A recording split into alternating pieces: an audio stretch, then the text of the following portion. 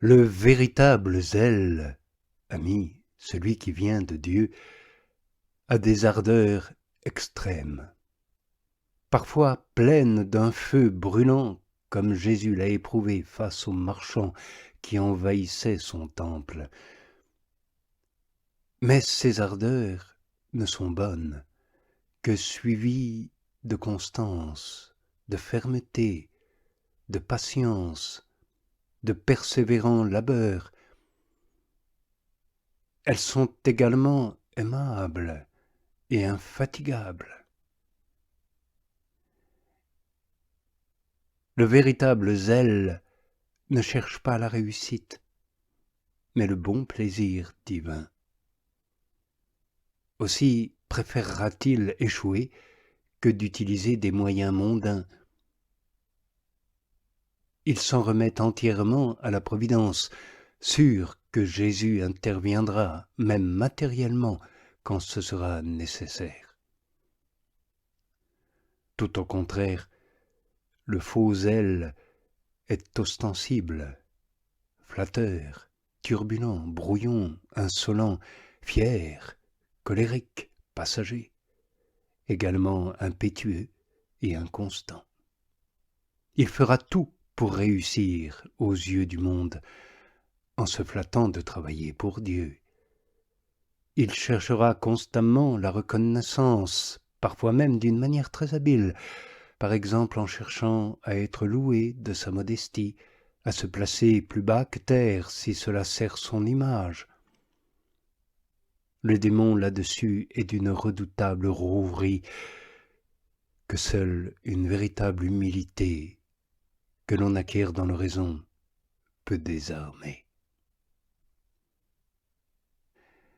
Oui, cette humilité véritable ne peut être reçue que d'en haut, notre part n'étant que de s'abandonner, corps et âme, à la divine volonté.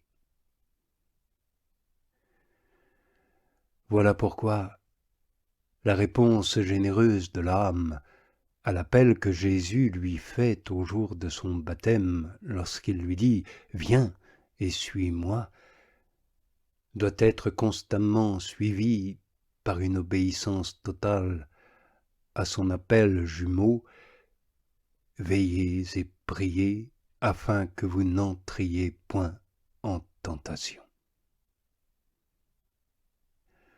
Notre Seigneur montre par ces deux appels que s'il ne garde nos âmes au temps de la tentation, en vain veilleront ceux qui les gardent.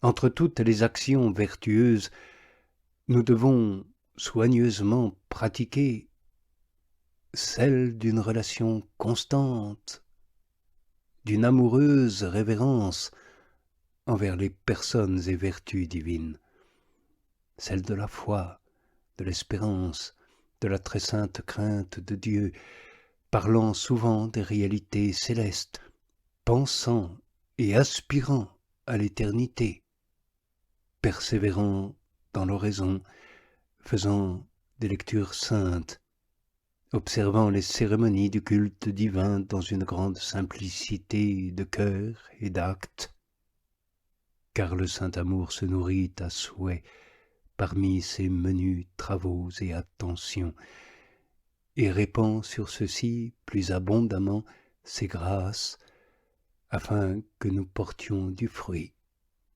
et que notre fruit demeure.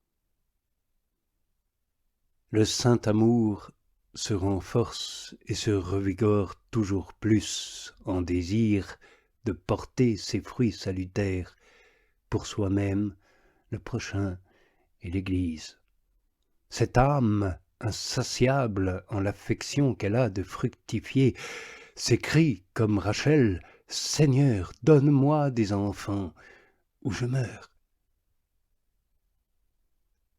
Il faut alors qu'elle soit ferme dans la foi et qu'elle ne cesse de quémander au Seigneur Tout-Puissant cette force afin de résister à la tentation de produire ses fruits qui n'en seraient donc pas par ses propres facultés, ou par des moyens mondains extérieurs, et par conséquent très dommageables, malgré les apparences, pour soi-même, le prochain et l'Église tout entière. La fidélité de l'âme envers Dieu consiste donc à être parfaitement abandonné à sa sainte volonté, à endurer tout ce que sa bonté permet nous arriver, à faire tous nos travaux en l'amour et pour l'amour, surtout l'oraison, le seul exercice qui soit indispensable pour suivre la voie du Seigneur. Oraison en laquelle il se faut entretenir avec notre Seigneur fort familièrement de nos petites nécessités, les lui représentant et demeurant soumis à tout ce qu'il voudra faire de nous, rejetant avec fidélité et douceur les distractions qui nous y arrivent. Et pour nous préparer à cette oraison, amis, il faut y aller avec une grande humilité, une profonde connaissance de notre néant. Il faut y invoquer l'assistance du Saint-Esprit ou de notre bon ange et se tenir bien tranquille durant ce temps en la présence de la divinité, croyant qu'il est plus en nous-mêmes que nous-mêmes. Et bien que notre raison soit privée de discours et de considération, il n'y a pas de danger, car le bon succès de celle-ci ne dépend point du discours ni de la considération. Elle est une pure élévation de notre esprit en Dieu, par Dieu. Et plus elle est simple et dénuée de réflexion et de sentiment, plus elle est pure. Ainsi, par exemple, penser volontairement à ses fautes pendant l'oraison, il ne le faut aucunement faire.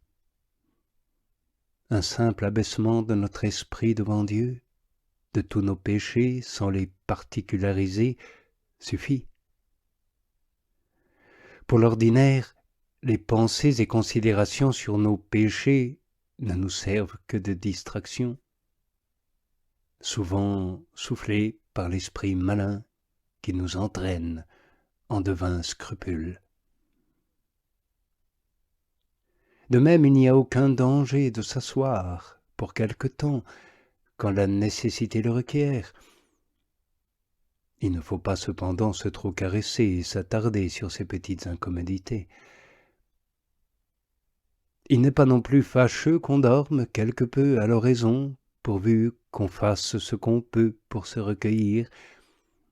Il faut donc souffrir humblement nos imperfections, distractions, incommodités ou accès de sommeil, et se tenir devant Dieu tout comme un vase pour recevoir tout ce que Dieu nous enverra.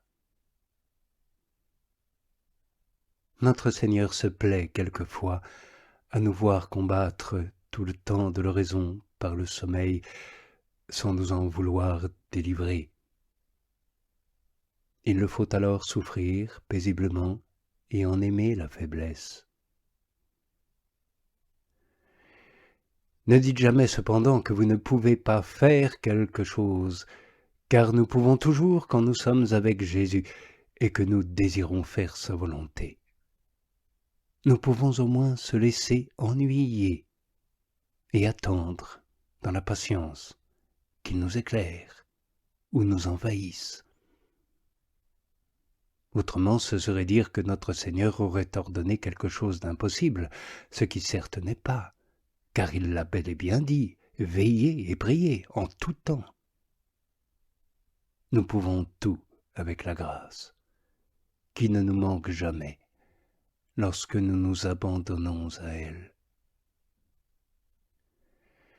Et si, désirant ardemment faire sa volonté, nous ne pouvons toujours pas, c'est que Jésus ne veut pas, du moins dans le moment.